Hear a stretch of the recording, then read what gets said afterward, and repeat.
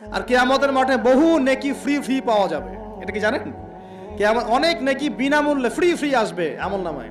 কেন আসবে বলি হাদিসটা।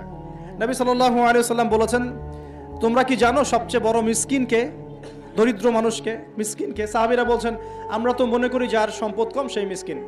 নবীজি বলছেন, না, প্রকৃত মিসকিন সে ব্যক্তি নয়। প্রকৃত মিসকিন সে ব্যক্তি যে কিয়ামতের মাঠে উঠবে উহুদ পাহাড়ের সমান নেকি নিয়ে উঠবে। উহুদ পাহাড় দেখেছেন তো? বিশাল পাহাড়। উহুদ পাহাড়ের সমান নেকি নিয়ে উঠবে। নামাজের নেকি, যাকাতের নেকি, হজের নেকি, ওমরার নেকি, বিভিন্ন নেকি। কিন্তু দেখবে সামনে বহু মানুষ দাঁড়িয়ে আছে। কেন দাঁড়িয়ে আছে? কারো কাছ থেকে টাকা নিয়েছে, টাকা শোধ করে নাই, কাউকে গালি দিয়েছে, কাউকে অন্যায়ভাবে অপবাদ দিয়েছে, কাউকে আঘাত করেছে, কারো উপর জুলুম করেছে ইত্যাদি। বিভিন্ন রকম মানুষের সাথে জড়িত পাপ ছিল, ঠিক আছে? কারো গীবত করেছে, কাউকে তহমত দিয়েছে ইত্যাদি।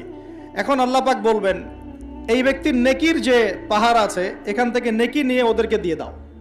বলেন নাউজুবিল্লাহ।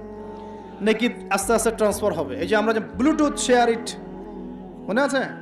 ব্লুটুথ শেয়ার ইট পাস হয় যেভাবে, আল্লাহ পাকের প্রযুক্তি হবে আরো অনেক অনেক উন্নত। মুহূর্তের মধ্যেই নেকি ট্রান্সফার হয়ে যাচ্ছে।